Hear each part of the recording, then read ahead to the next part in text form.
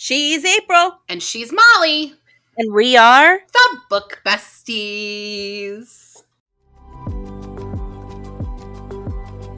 I think you can be a heroine and be boy crazy at the same time.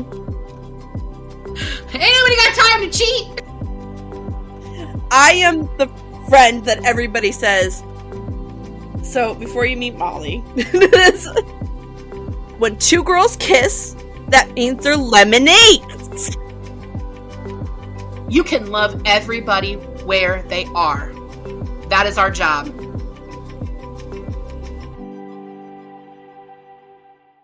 Hey, lady. I feel like I have to start singing our intro. We need a jingle or something. All right, besties. New contest. Write us a jingle. So, how's your week been?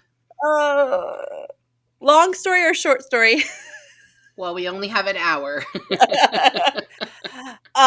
So, my health hasn't been awesome and my pain levels have been out of control lately. Yeah. So, my rheumatologist ordered an MRI. Okay. So, which I don't have the results yet back. We'll get those probably next week. But the sounds always make me think, I instantly think I'm inside inside Serenity, and I start writing episodes of Firefly. I sit there and I close my eyes because it's like, is everything shiny? Everything. I mean, I'm obviously not magnetic yet, but is everything shiny in the episodes you write? No, of course not. I write shit show episodes where everything's on fire, and I mean, obviously, it's the sounds of an MRI. Something's wrong. Something's going on with the engine, or it wouldn't be sounding like that. It definitely does not sound like things are working correctly anytime you get an MRI. It's like, this can't be what this is supposed to sound like. There's no way. No. And I won. My pain level's high. So they're telling you to lay still. Cool. Right. Awesome. And on my back, which is on fire. Which is what your pain is. Right. And then it's always funny. If you've had an MRI, have you had an MRI before? Yes. So there's different versions of that buzzing sound, right? Mm-hmm. And near the end, there's this one long hard buzz. Mm-hmm. Every time you have an MRI, I don't know if it's a specific magnet, if it's just if I've just been laying there too long, it makes my nerves jump. So every time this long hard noise goes, it's like I can feel the nerves in my arms and my legs start jumping, and it's like, told me to stay still. Yeah. It's the knocking that throws me off every time. It just sounds like someone's beating on the outside. There's somebody inside the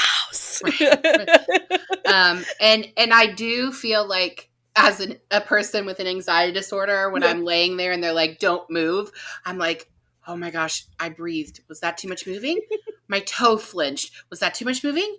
Am I going to have to do this again? Did I blink? Was blinking okay? Am I allowed to blink? Should I close my eyes? What am I allowed to do that isn't too much moving?" That's how I feel when I have an MRI. Anxiety! I was telling my my chiropractor about it because I brought her a disc because she likes to review them for me, and she kind of gets me answers a lot faster than my rheumatologist does. And she's like, if they do an MRI of your C1, they tell you not to swallow. And I'm like, what? She's like, yeah. They tell you every time you hear a noise, you're not to swallow. So there's people getting images of their C1 up through here holding saliva. And if you make an excess of saliva, you're literally drowning yourself. That seems horrible. So there has to be a better way. We need to get our favorite nurse practitioner on it. Katie, change the world of MRIs. That's not really what she does. April and I are tired sitting in spaceships. So I have a funny story from work this week to share. By the way, I'm really sorry your MRI experience was bad, and I hope you get positive results. I worry about you, my friend. Honestly, I'd rather have negative results and then I finally have answers on the pain. Yeah, and that's how I felt when I've had an MRI in the past. I mean, last week we talked about my infertility issues, and just having someone name it was like, oh, yeah. Okay.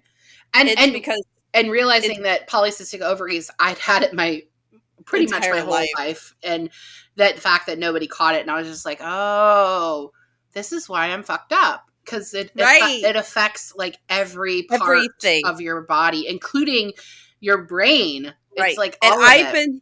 I've been searching for answers.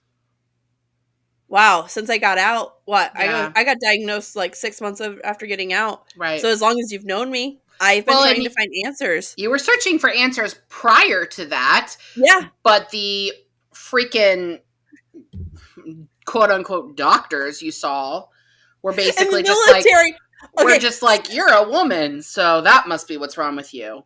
Men who are doctors, men in healthcare, stop diagnosing women as it must be their uterus. There are other parts to our body. We don't diagnose you with it must be your dick. Your penis. Like, okay, so when I first started getting migraines, that's where this all started, was migraines, right? Mm-hmm. And I was still active duty, and it was post Livia. So they thought it was a hormonal issue. So they forced me to get on birth control. Well, first and foremost, that's just made the migraines worse. So I stopped taking those. Right. And I was like, there's no reason to be on birth control. Right. Because guess what? Matt's fucking fixed. Right. Ain't sleeping with anybody else. Right. I don't have time for it. I have freaking 2 kids under 2. Like, ain't nobody got time to cheat. No. So I'm starting to get severe migraines. You probably remember when I was out of the office a lot when I was still active duty. And I went to the flight surgeon, the Coast Guard flight surgeon. Mm-hmm. That's who runs medical at for the Coast Guard when I was active. Mm-hmm. He goes, migraines, huh? Let's get a brain scan. I go, you want to get an MRI of my brain? He goes, yeah, let's do that first. I go, we're not going to do labs? And he goes, eh. You know, a simple blood test costs a lot less. And usually it diagnoses... I mean, they diagnose you more by looking at your urine and your fecal samples. Like, so you can be faster than an MRI and cheaper than an MRI. So because freaking TRICARE takes forever. Right. 4+ weeks before I could get an MRI. Right. Still suffering from migraines. Right. I'm not allowed to give myself the injections at home. So Matt has to drive me to base every time I have a migraine. I'm not working. Come to find out, they didn't even do blood work for my discharge. I had a positive ANA, which is an indicator of an autoimmune disease, which then triggered the rest of this crap. Right. If they would have ran blood work then, they would have seen I was sick, and I would have been being paid properly instead of just getting 10% from the VA, which is so frustrating. What a tirade. Sorry, guys. Right. Sorry, guys. I'm super frustrated by it. We're almost 8 minutes in, and we haven't talked about it. Well, it's just female veterans can attest to this. Mm-hmm. Anytime you call the VA and you have a feminine voice, they automatically take a different tone with you. Yeah, I mean that could be a larger story because that happens in like a lot of things. So. Equality! Anyways, drama! Before we do that, this week, I was talking to one of my new colleagues at my new job, and they asked questions about our podcast because I mentioned that I did a podcast with my Book we're super bestie. Influencers now. Yeah, we're influencers. And she was like, oh, well, I think that would be really great for us to share with our students. I was like, no. Don't do that. She's like, you just said you read a lot of YA. I said, right, but we also say fuck a lot, so you can't show that to the classroom. You haven't met Molly yet. I love her dearly. She has zero filter. I'm like, we can't share that with our students. All right, I am the friend that everybody says. So before you meet Molly, you need to know a few things. I'm okay with that. I'm okay with having a warning label as long as you still love me. All right, so this week we are talking about this book here. It is called Drama. And it is by Reina Telgemeier. And she is a graphic novel. She started as a cartoonist. Mm-hmm. And she is a graphic novelist. Her graphic novels are classified in the YA or children's vein. This one, I got it from the library, and it says YA on the spine, but we had it in my library when I was at the elementary school. So she's get it out of the teen comic section here at League City. You did? Okay. So she's very popular with the youths these days. With the chitlins. With the chitlins. So I picked this book because of something that I want to talk about with you after we talk about this book a little bit. But I picked this book because it is banned for the reason the reason that it's banned is one of the reasons that most books are being banned right now.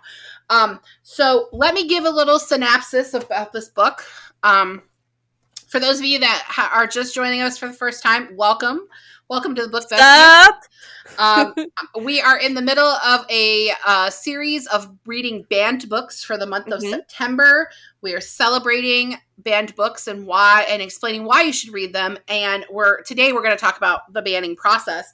But this book, and if you haven't listened to the other 2 banned book episodes, we have 2 that we've recorded already that are live, so please go back and listen to those. We have To Kill a Mockingbird. Which are great. Yeah. Which is my favorite episode so far. I'll say it again. I loved recording that episode. Which makes me so happy because that's my favorite book.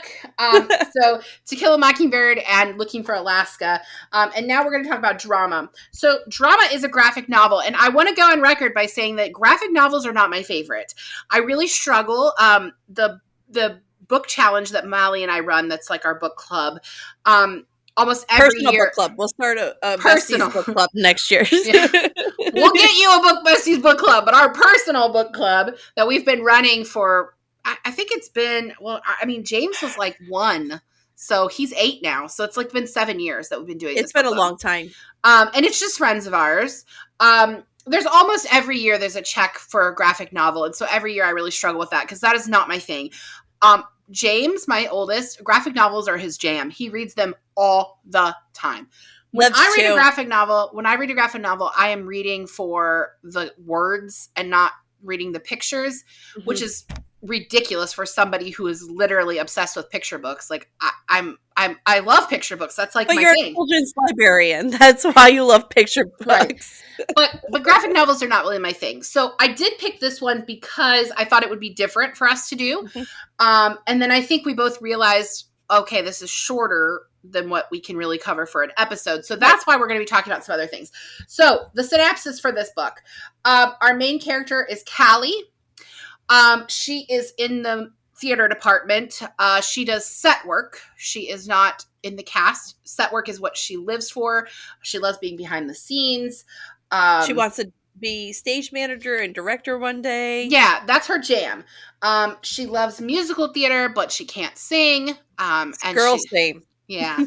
Well, I love singing. I love to sing too. I don't know if other people love when I sing though.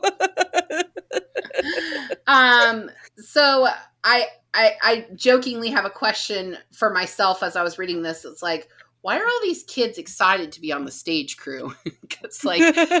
Because I did theater, and I always wanted to be on the stage, not behind the stage. We'll get into it. Go ahead, keep going. Synopsis, go. So Callie, she's your typical. These kids are junior high. She's your typical junior high girl, middle school girl. She has crushes on every boy that enters this book. I mean, it's a ridiculous amount of things. Word. And basically, this book is her liking all these boys, and they're putting together the show. And one of the things I did like about this, if you're watching on YouTube, I'm going to just show you some things. It starts with the overture, and it gives the background, and then it gets to the point where it's an intermission, which is like when the show actually premieres, and it's really, really thought out. But this school seems to really, these kids seem to really be into this theater and this drama. And when they are on stage, I'm sorry, I forgot who it was. we have one of our main characters. His name is Justin. He identifies himself as gay pretty instantaneously. He has no issues with saying I am gay. His brother is not labeled, and Callie has a major crush on him and thinks that he's crushing on her. And he is not one to be in the front of the stage like his brother is. He wants to be behind the stage, but something happens. But he can sing. He can. But something happens during the performance. Two characters break up, and they're like the leads of the show. So that girl's a monster, BT Dub. Right. So Jesse takes the stage in a dress because he knows all of the parts, and he kisses on stage West, who is the main character of the play. And we sort of discover that West might not be straight, that he might be bi. He's still figuring it out, but he definitely has a crush on West. And that is pretty much the entire book. Like, I just gave you all the things. So it just takes longer to read it. I think I finished the whole book in maybe 2 hours. Yeah, I was going to say like 40 minutes to an hour for me. Yeah, I think, well, because I was getting my kids up and things like that while I was reading the book. I sat in our hotel room. I read this while we had stopped overnight on our way to our vacation. We had stopped somewhere overnight, and I read it the next morning, and I finished it and took my notes. And it's a very quick read, but again, I don't read graphic novels for the pictures, which is problematic because that's very the point. Much so. That's the point. So you didn't like comics at all growing up? So I guess, but that's just not really. So I have read a few graphic novels that I really have enjoyed. One of those is Mouse, which is actually 3 parts, and it tells a story. It's very allegorical of the Holocaust and the Nazis and all these things, and it's really good. And that one I absolutely loved, and I can't think of the author, but I'll put it below in the comments. And the other one was I think it's called Persephone. That's not what it's called. That was a weird face. I didn't even make the weird face. Persepolis. Persepolis? I'm not sure how you say it. But it is a graphic novel about an Iranian girl who's growing up in Iran before it became a Muslim country, and how that shapes her family when it becomes a Muslim country because she is not Muslim. And it's very interesting. And those 2 graphic novels, I've read both of them and enjoyed them. But the rest of the graphic novels I've read, like I read the graphic novel adaptation of To Kill a Mockingbird, and I read a few other graphic novels that I'm like, I just don't really care. I don't care. This one was okay. I definitely understand why the youths like it. I know your girls really liked it. My girls loved it. Both. Okay, so when I told Big's girls that I was reading this, they're like, first and foremost, they go, has that book, because we don't own the big book physically. And I was like, oh. You should go. And both of them stopped what they were doing at a play date to read this book because Elle owned it. Nice. And then when I borrowed it from the library, because I told them I was doing it for this, they both physically made me notes. I love the Biggs girls doing the work for us. Well done. Well done. They had feelings. They have feelings. But I want to say one thing before we dive into all our notes. Right. So this covers the LGBTQ plus community, which is important for kids to see. Right. My personal beliefs.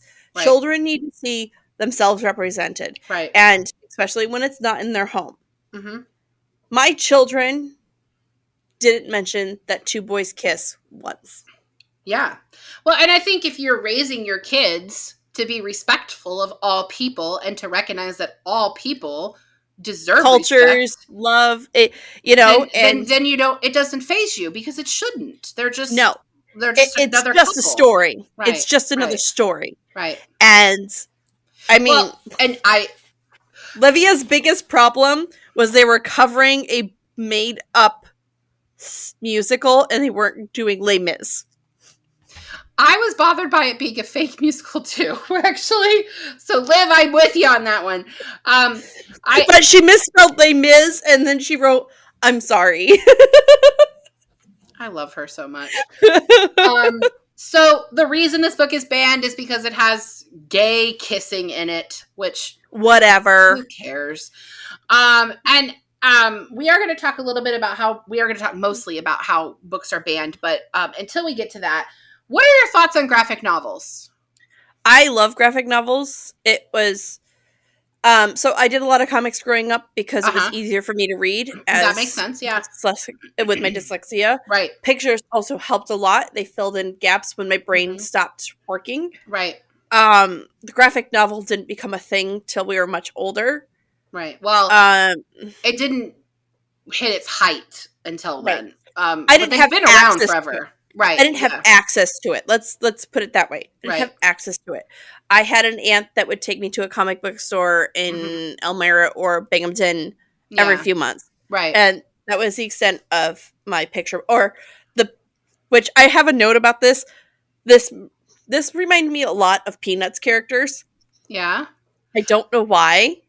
I mean, I think the drawing sort of reminds me. The art and the writing is just a modern day, and that's what I got. That vibe is like a Sunday comic feel. I got more of Sunday comics vibes than graphic novel vibes because most graphic novels I know are dark, right? Like they're either something like Hellboy or they're post-apocalyptic, or I didn't grow up with the access to children's graphic novels. Right. So the only cartoon graphics I had to reference other than comics were the Sunday funnies. Right. So that's where I got I that's the vibe I got from this. Graphic novels are exploding in popularity, which is fantastic. It's just getting more kids to read. For sure. My last library, where I was the elementary librarian last year, I increased our graphic novel collection. I pretty much doubled it.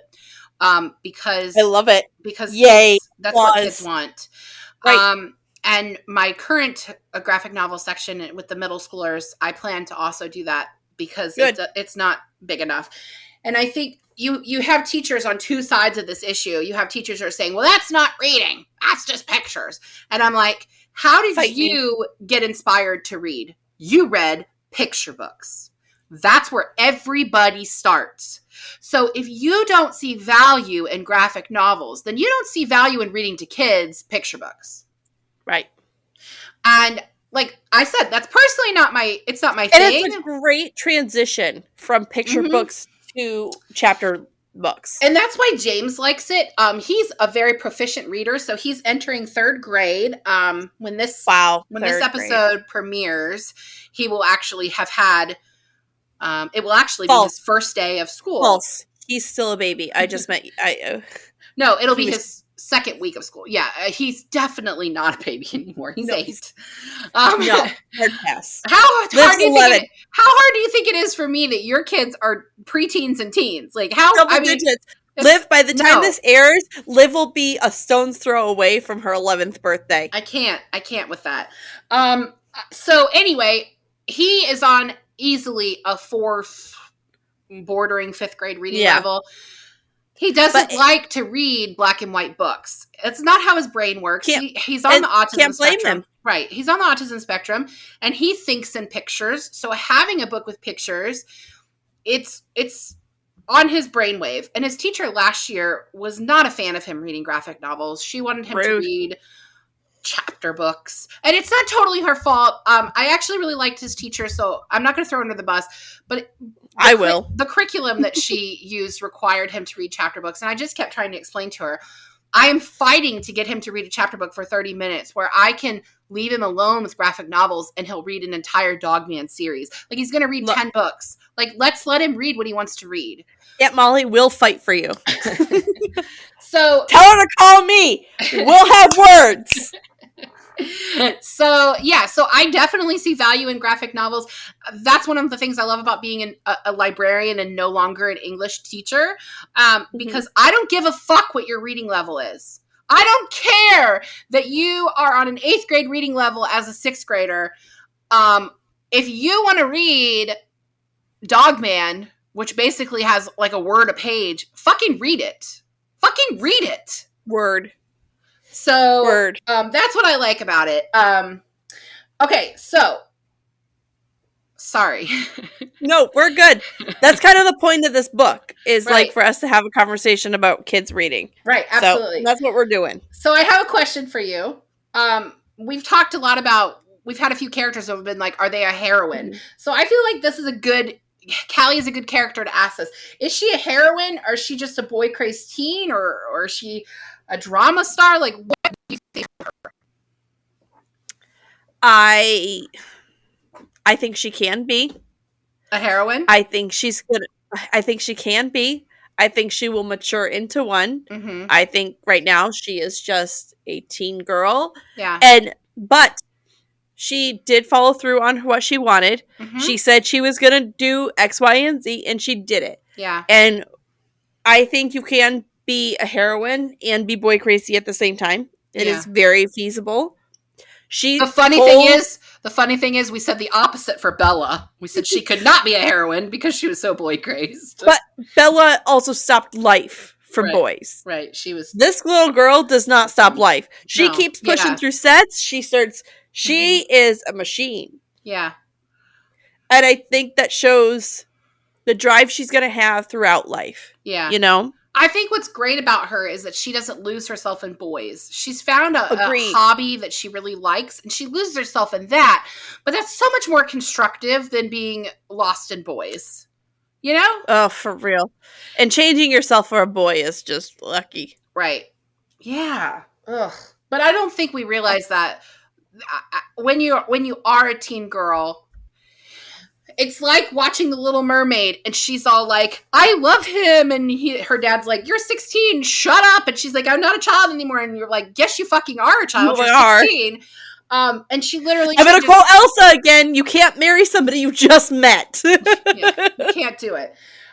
So I thought, I agree with you. She did a good job balancing that line, and I think boys and girls would read this book and enjoy it. Like, I don't think it was too flowery, even though the main character was a girl. I do know, like, at par, this was a very popular book. There is a wait list. Yes. There is a wait list, and it is both genders. Well, boys and girls wanting to read it. The public library where I checked this out from, I was... Massive wait list here, too. I was 4 people deep to get it. So, yeah. Same, 6 here. And they own several copies in the system. So, this is clearly a popular book. The author... kudos to those parents for letting their kids read this book. 100%. The author is very popular in general. Like, my students are like, oh, there's a new one by her. Okay, I want that. Like, they don't care what it's about. They just like her. And that makes me happy. All right. So were you surprised by Jesse and West kissing on the stage? And what kind of reaction would this have gotten at your middle school when you were a middle schooler? Okay. So, I wasn't surprised because I feel like it was leading up to that, as it was predictable for me in my grown-up dome. Mm-hmm. I knew some boys were going to kiss. Like, it was somebody was kissing. Yes, right. For sure. I felt shock for our main character. Mm-hmm. Like, she liked that boy. Oh, poor girl. Poor thing. How many times have we lost a boy to somebody else? Anyway, not the point. Your second part of your question. If this would have... Okay, so I grew up in redneck central in 90s and early 2000s. Mm-hmm. If 2 boys would have kissed, they would have either thought it was a joke and started mocking it, or they would have gotten really angry and hateful real fast. Yeah. And I don't think anybody would find that funny at my school. They probably would have beat the crap out of them and called them the F word many times. Not fuck. They would have used that. The other F word. Yeah, the other F word. Sexuality was used as a joke word for a while growing up, and like we had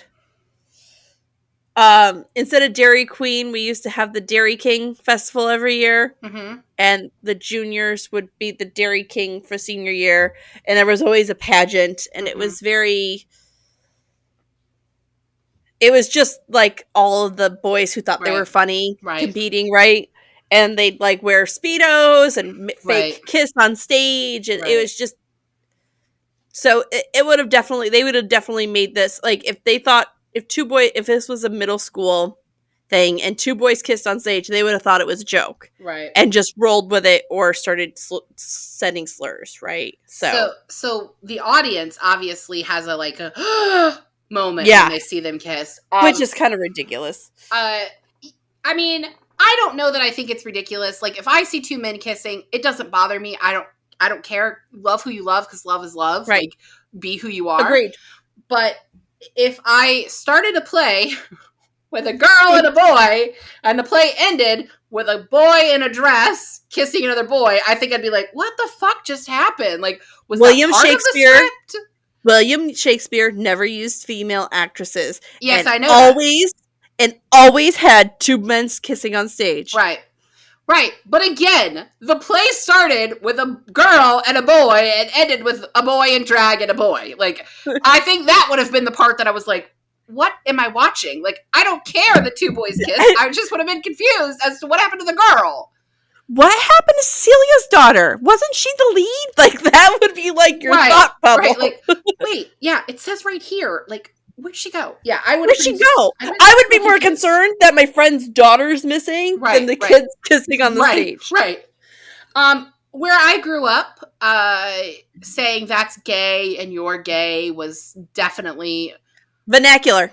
Yeah, it was the norm. Same. I don't know that's using the F word, not fuck, the other F word. Right. Very common. Right. Thinking it's a joke, like, hey, you. That was definitely right. Yep. And I don't think that it would have gone over well at my school. Not at all. In fact, I had two friends in high school, both males, who are both gay men, and out now, but closeted when we were in high school. Yeah. I thought they might be gay. I was friends with both of them. I thought they might be gay. Mm-hmm. But there was no way in hell they were ever coming out in high school. And I wasn't gonna. I've had I can think of 3 classmates from younger classes from my senior year that have now come out. Mm-hmm. One was in chorus with me, and every morning he and I danced together. Mm-hmm. Like, we did like a whole ballroom routine. Like, neither of us knew what the other was doing. We always knew, like, those that knew these 3 boys knew. Mm-hmm. We just didn't speak about it. Mm-hmm.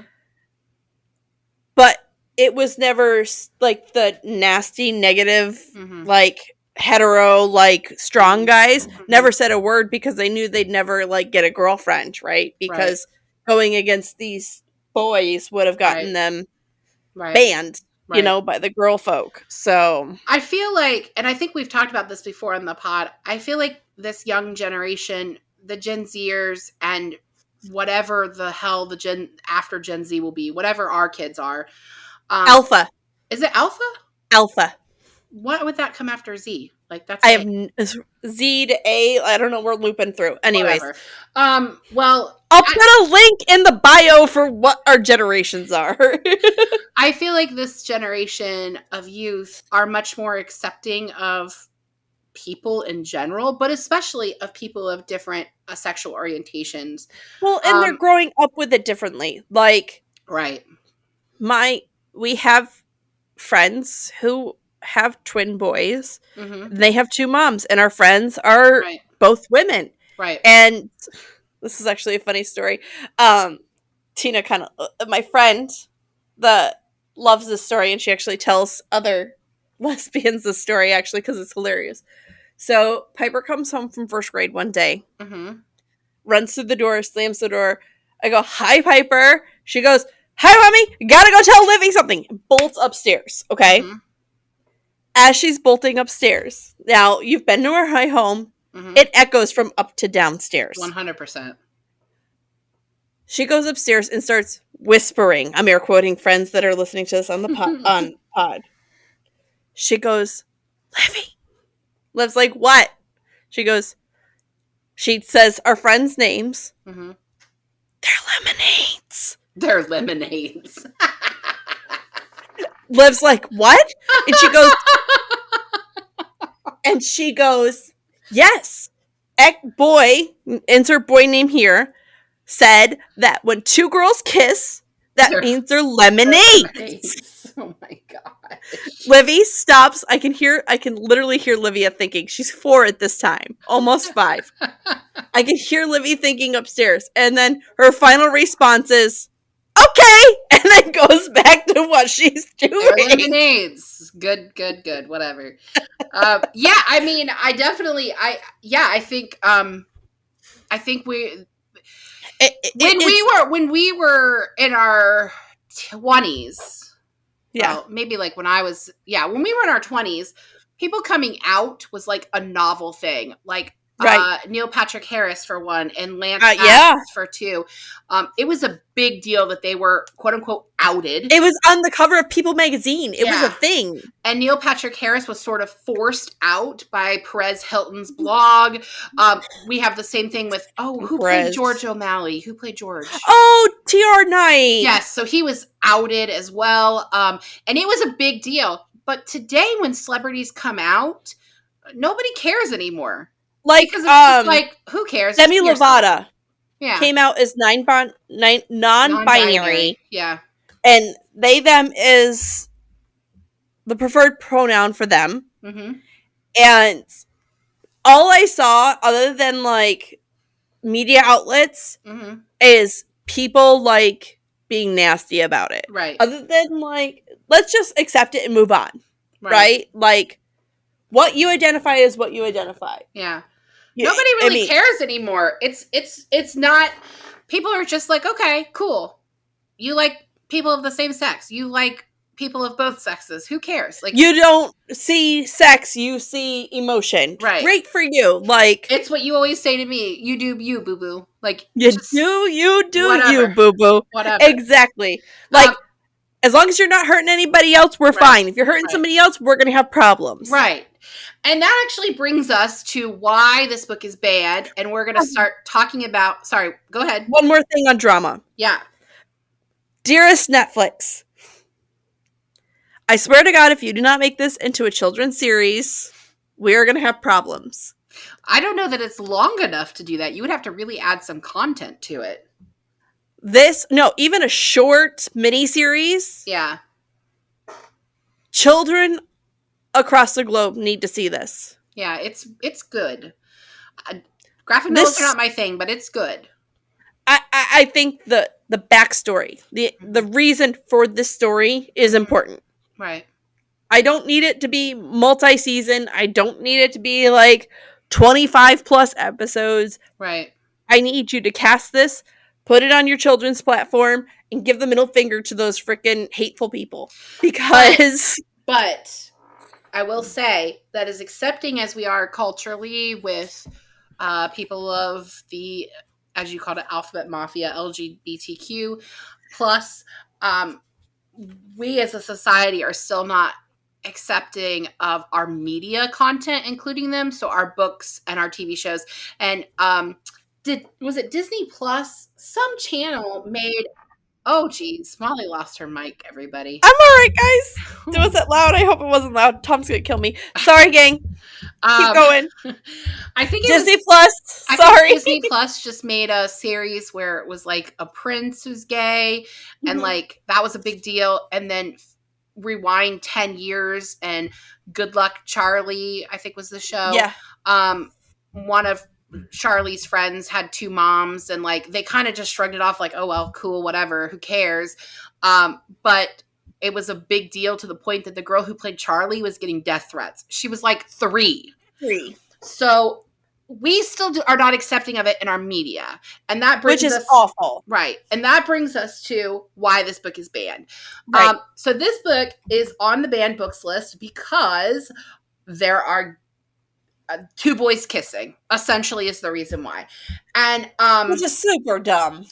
What is happening right now in banning books, the number one reason that books are being challenged right now is because they depict LGBTQ plus people. And this year's banned book list, which I put a link in To Kill a Mockingbird on that one, but I will link it below again. Please. But this year's banned book list, top 10, the very first book banned is George by Alex Gino. And that book is about a... I don't know if it's non-binary or if it's someone who is gender fluid. No, I'm sorry.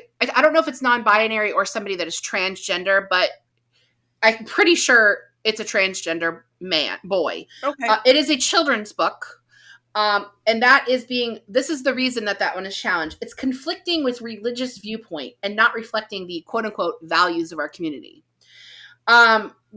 Also on the list are other, well, actually this year, that is the only one I'm seeing, but, no, I'm sorry. Here's another one. Nope, that's not one, but what I'm seeing, seeing over the past, I want to say 5 years, you mentioned earlier that kids need to see themselves in books. So when we talk about that in the library world, we talk about kids seeing mirrors of themselves, but as a librarian, that's better verbiage.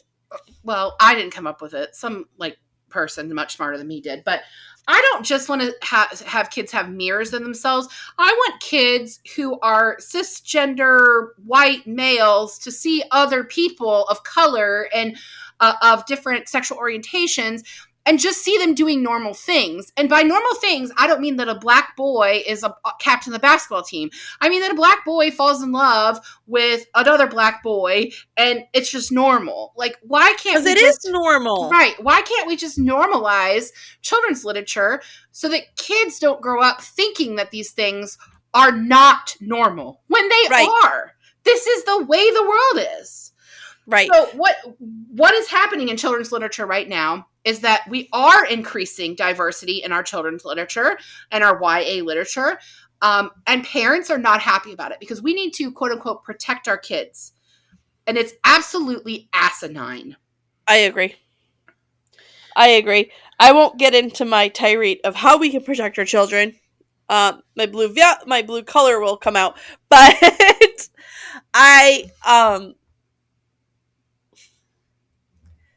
understand wanting to protect your kids. Mm-hmm. But sending them out into the world, not comprehending what the world looks like, is setting them up for failure. Right. You don't have to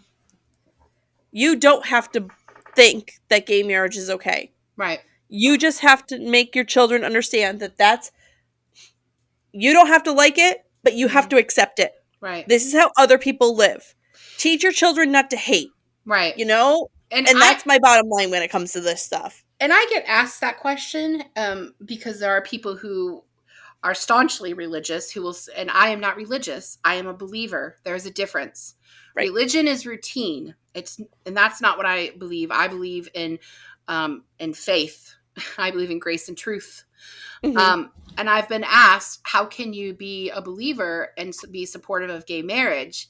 And I'm not saying because love is love, baby cakes. And I'm not saying that I think that the church should necessarily wear that as a sacrament. I'm not saying necessarily that the church should marry people, but I don't really care if your church marries people. My church is actually going through the process now of making the decision. And I'm like, sure, let them. Who cares? Whatever. Right. Because I just how does it affect you at all? It doesn't. And that's the point. It doesn't.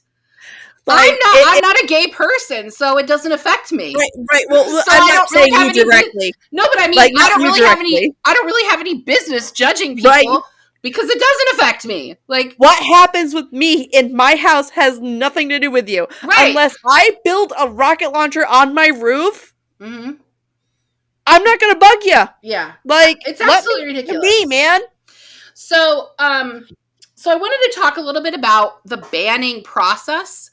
Yes, please. So for anyone that's interested in how books become banned, we use the term banned, but more accurately, books are challenged.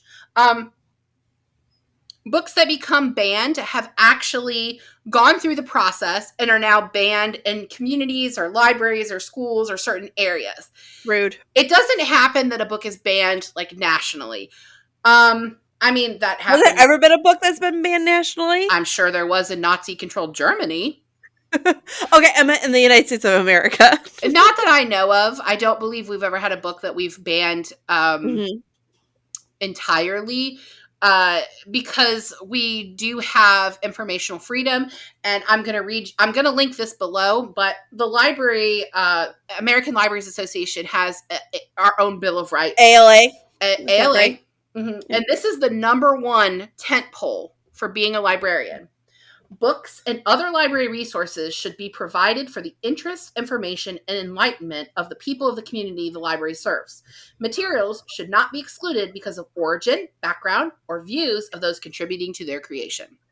So what we're saying is we do not agree with banning books. If you want to write a book about why you hate people of color and why we should go send them back to where they come from, I'm not laughing. I'm laughing because it's a ridiculous thought bubble. It's actually absolutely ridiculous. I picked something very ridiculous. But if you want to write a book like that and you want to spread hate, unless our library policy specifically says we don't buy books with hate, which most of them do, we will not ban your book. We can make the argument that it doesn't reflect the views of this community, and so we will not purchase it for our particular library. But we fight against censorship. We fight against it at great lengths. Librarians have gone to jail fighting against censorship. Why you would ever put a librarian in jail is beyond me. The other thing we've gone to jail for is that your library records are private. So if you've ever worried about using a public library and checking out things that you don't want other people to know you're checking out, the library records are private. And once you've returned the book and it's off your account, it's gone forever unless you ask us to keep a record of what you've read. And so this has actually literally happened. Police, law enforcement have come in to want to see what somebody read or checked out from the library because you're a suspected terrorist, for example. Literally, this is a real story.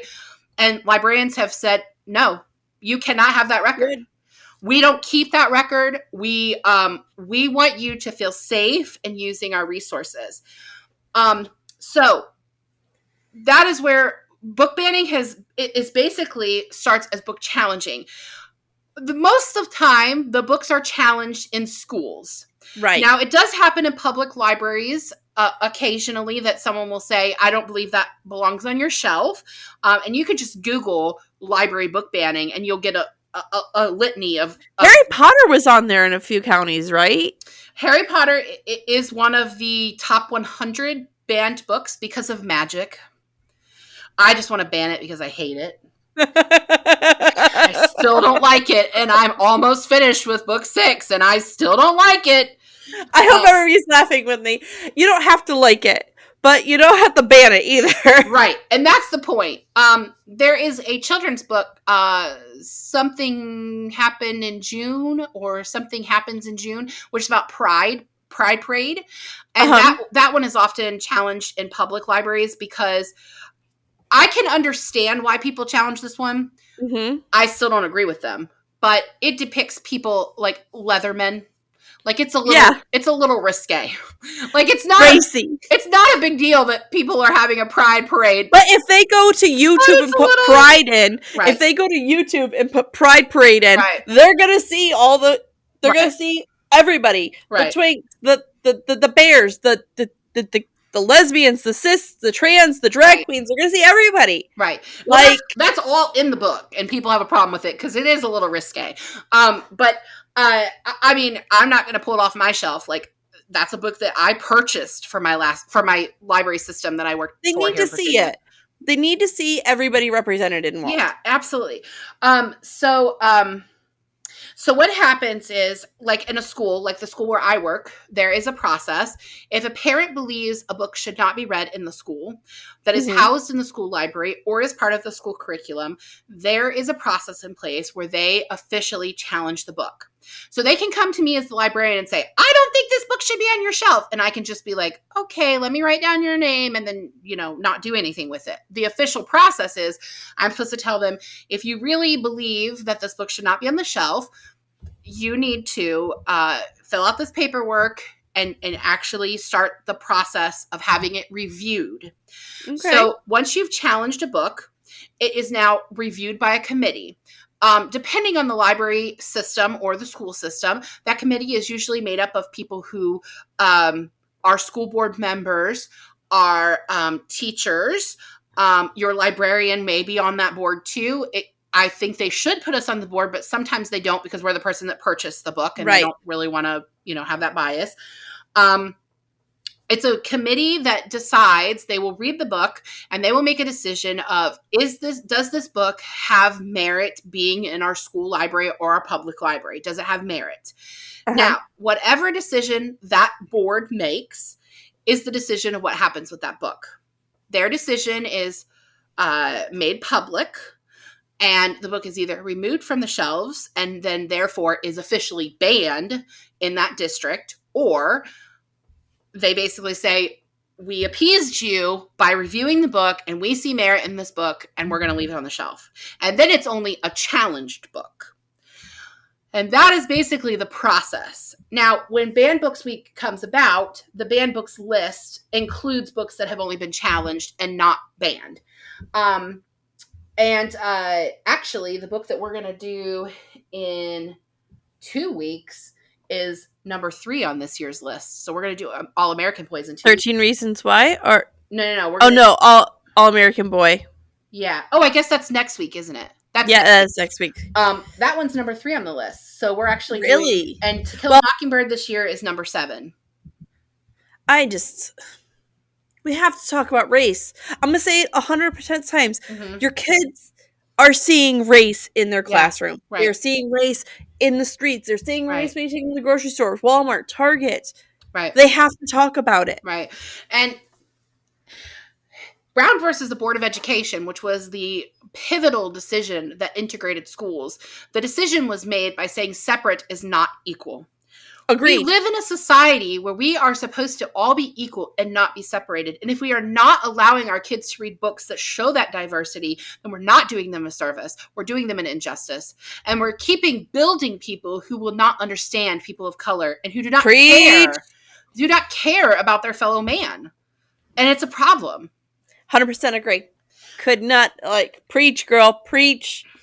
I get on soapboxes when it comes to banning books. No, I mean, you know how I feel about editing people's lives. Mm-hmm. It's just finding words. I gotta find the words. Words. So, this can get hyper political, and I'm not gonna try to do that. There is a subset, a group of people that feel like we need to let go of these conversations about race, LGBTQ plus matters, the women's equality. That I saw an article, I'm going to have to find it again. Uh-huh. I saw an article that was talking about how we need to stop talking about women's equality in school because that little girls need to know that they are equal now. But their mothers are not making equal pay in the workplace right now. Mm-hmm. And we need to keep, and it is usually a subset of older white men who are telling everybody else that they need to just let this stuff go. It's in the past. But obviously it's not in the past if it's still splattering our newspapers every day, right? Well, you can also you can use Ruth Bader Ginsburg. I don't necessarily it was RBG was a children's book about her. I mean, I don't necessarily agree with her politically, but I cannot deny that she did amazing things for women. And she was asked the question of when is it going to be enough women on, the Supreme Court? And she said, when there are 9. When there are 9. No one ever questions when there are 9 men on the Supreme Court. But if there were 9 women, we would question it. Why? Why? If we're supposed to be equal. And, we look at League City Council. Mm-hmm. as soon as a woman ran this past year, they started attacking her political beliefs and what she has and hasn't done, her education. But as soon as a man runs that has no like college degrees, they don't question it. They don't attack them. And it's just the double standard is still alive. Right. If it comes to politics, to the workplace, it doesn't matter. There is still a double standard when it comes to women, people of color, people of different sexual orientations, and the importance of these books in our children's hands, in the public libraries, for people to reach and understand it.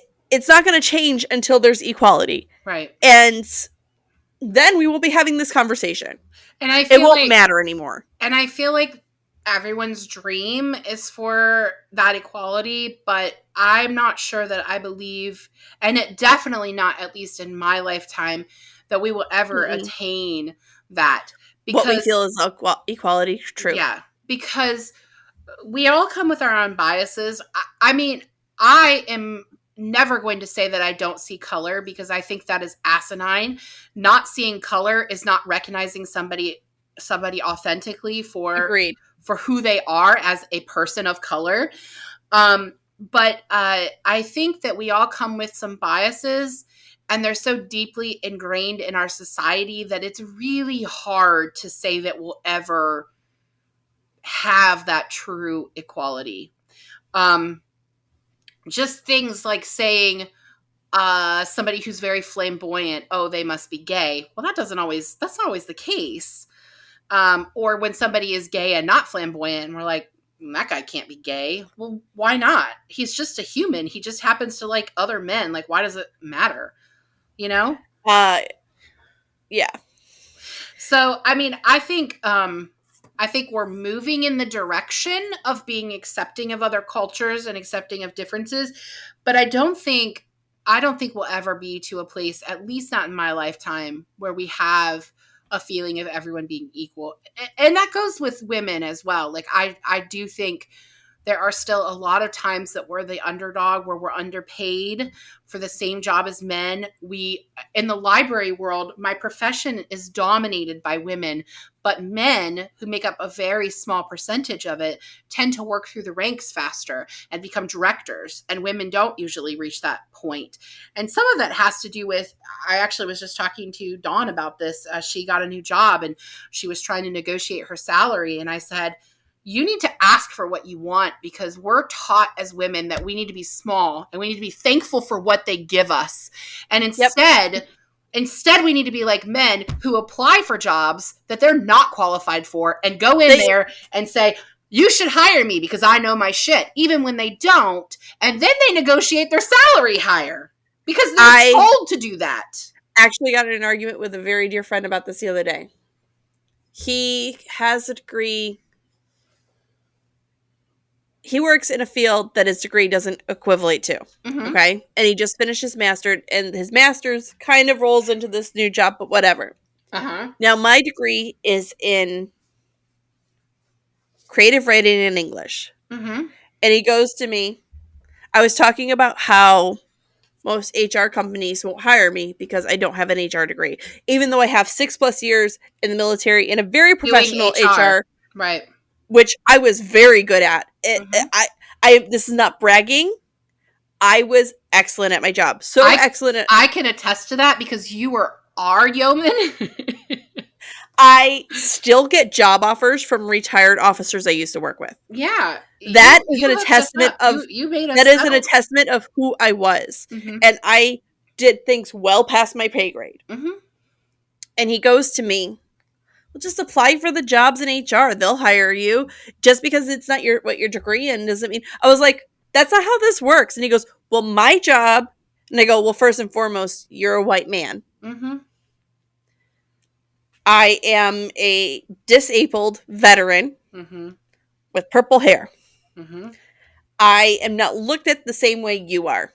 Right. You are a 40+-year-old man with an excellent job, who has excellent credentials, who probably has a great credit score compared to mine. But your life is completely different from mine. Right. And I appreciate the thought process, and I really, like, I got denied for a bank teller job the other day because they told me I was underqualified. Do you not know what I did in the military? Like, it's on my, like, resume. Like, I am overqualified for bank teller. Yeah. I just wanted something part-time that wasn't a grocery store, lady. Like, right. I'm looking through this year's banned book list, which I am going to link below. And the only book on here that is not featuring a woman, a person of color, or somebody of the LGBTQ plus community is Of Mice and Men. Oh, Jesus Christ. And that one has a murder in it. I'm sorry. I'm sorry for those of religious upbringing. It's just what I say when I'm just not so, I'm surprised and not surprised at the same time. That is the only one on here that doesn't I should not be surprised. There's a book, Speak. I don't know if you've read Speak by Laurie Halse Anderson. We should cover that one. That one's really good. The main character is a teen girl. And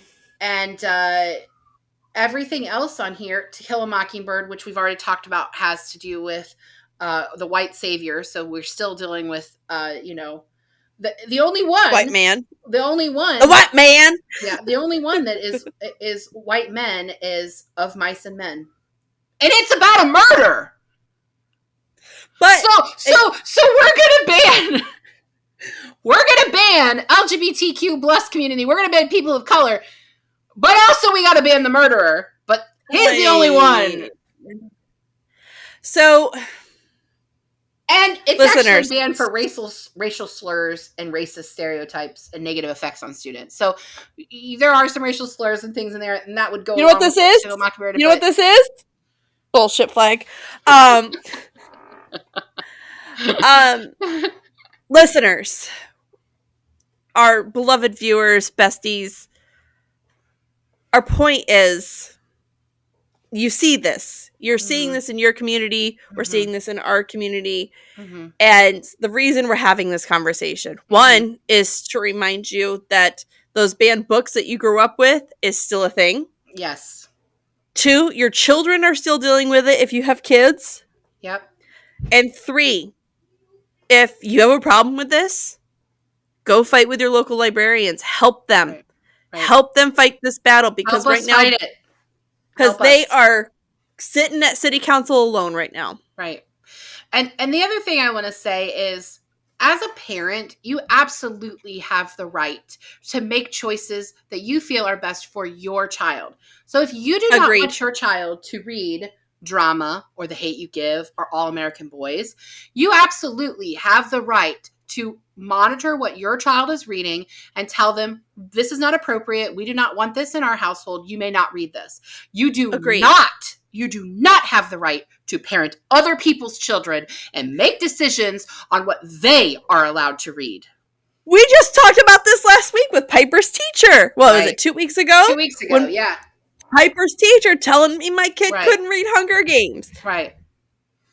And if you want your child to not bring home a certain book, Harry Potter is one of those that parents will contact school librarians and say, my kid is not allowed to read anything with magic. We do not support that. But don't entangle my kid in your problems. But your school's librarian has the ability to put a note in your child's account that says, this child is not allowed to check out books with magic in it. I don't love doing that. I don't love telling a kid, I'm sorry you're interested in this book. You may not check it out. But that's your mom said so. But your mom said so. But you as a parent have the right to make that decision for your child. But banning the book, you are not protecting other people's children. That is not your fucking job.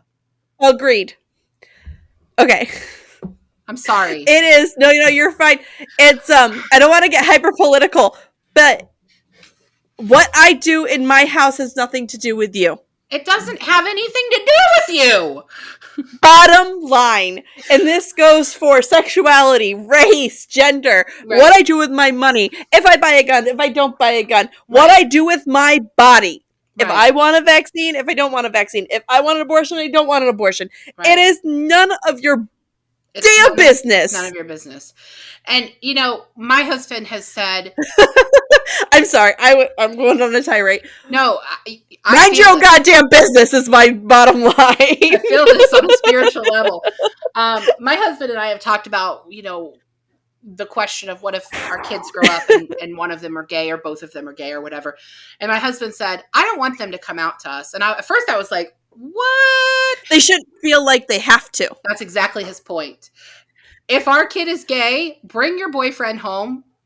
It might throw us off a little bit because it might not be expected, but I don't feel like you need to sit down and have a conversation with me and tell me who you are.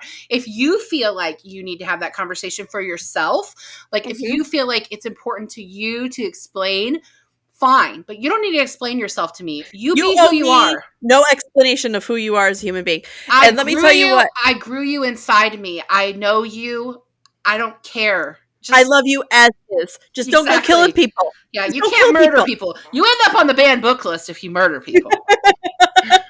So, my mother, at a very young age, always told us, I love you if you're gay, straight, you think you're a girl, like, you identify as a boy, whatever. I love you, whatever you are. Right.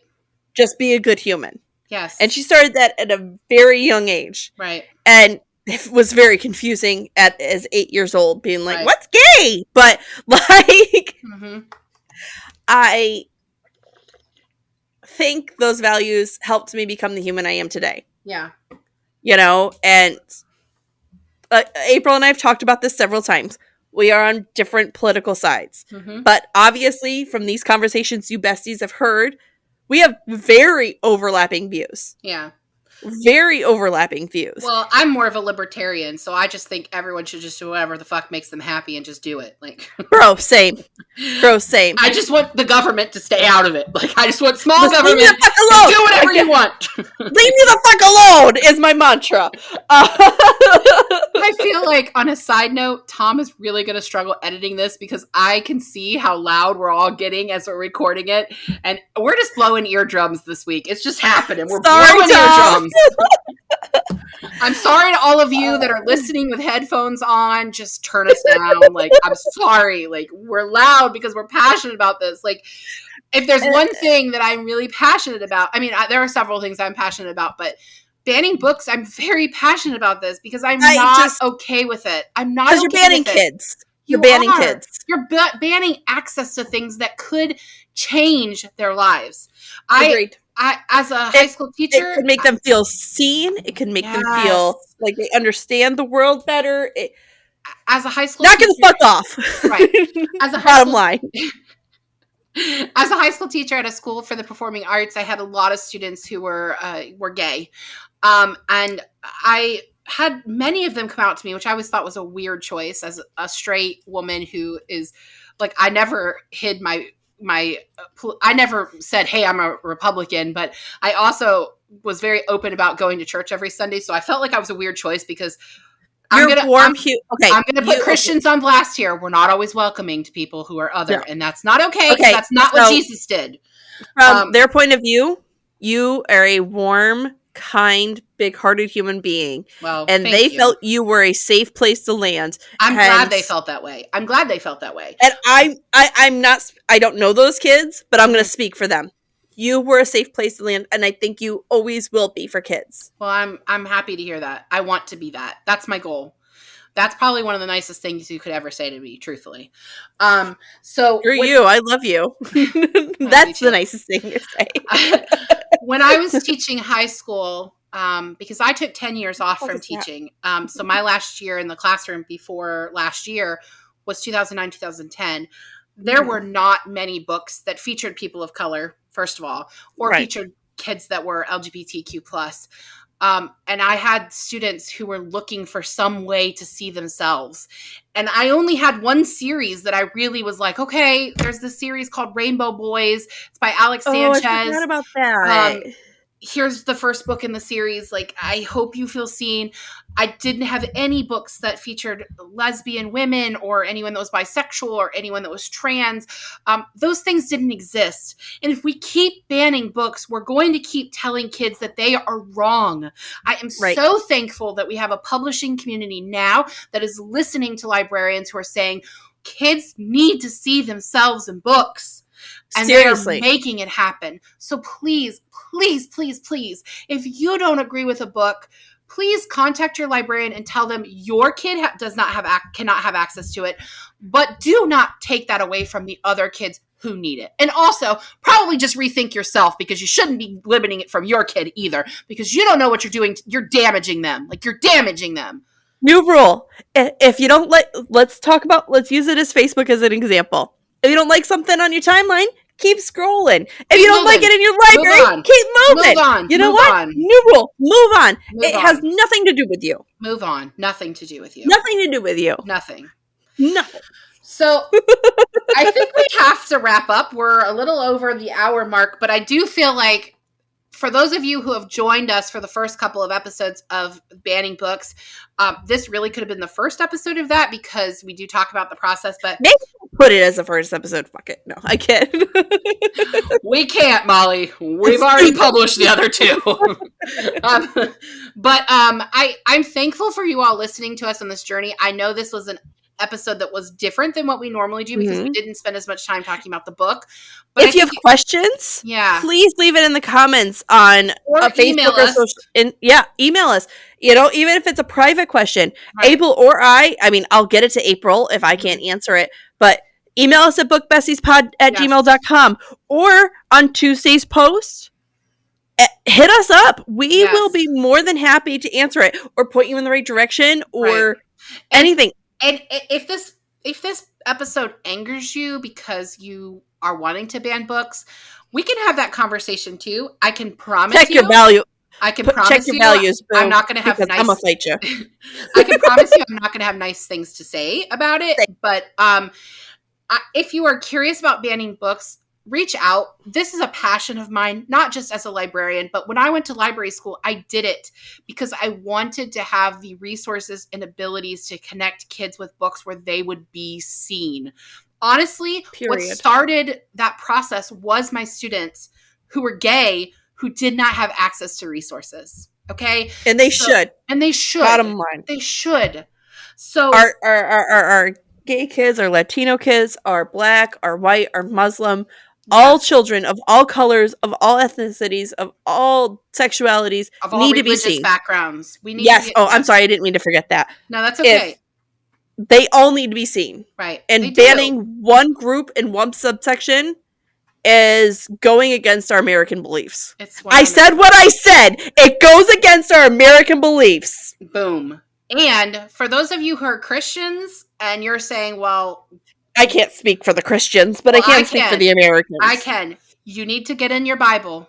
You need to read it, because Jesus, his inner circle was thieves and prostitutes. So do not tell me that you cannot. Do not tell me that you cannot love all people. You can love everybody where they are. That is our job. Love your neighbor as yourself. And that's it, besties. Get the hell out of here. Thank you for listening this week, gang. Yes. Next week, we are reading All American Boys. This book makes me so uncomfortable. That book is by Jason Reynolds and Brendan Keeley. It's really good, guys. If you haven't read it, read it. Read it with us. Well, I may retract what I just said. I mean, read it, but I don't know that I would say it's really good. But the April counter is coming back. The April counter will be back. Well, we actually could try something else next week. We have a surprise for all of you for next week. But come read the book. Come and chat with us about it. Listen to the episode. I think be as uncomfortable as I am. Be uncomfortable. You need to be uncomfortable sometimes. You just do. Agreed. I think this month is important, and I'm loving what we're doing with it. And we're going to do it next year. And we're going to do it next year because we need to keep making things uncomfortable. I love you too, babe. Next week. Yes. Follow, like, subscribe. Listen next Bye. week. Bye. Thank you for joining us on Book Besties. Don't forget to like and subscribe. The views discussed here are those of Molly and April, not those of anyone else. Today's book was Drama by Reina Telgemeier. Your Book Besties are Molly Biggs and April Watkins. Editing by Thomas Watkins. And music is Sleep Sweetly by Prigida. Don't forget to follow Book Besties on Facebook, Instagram, Twitter, and YouTube. If you'd like to contact the Book Besties, please email us at bookbestiespod@gmail.com.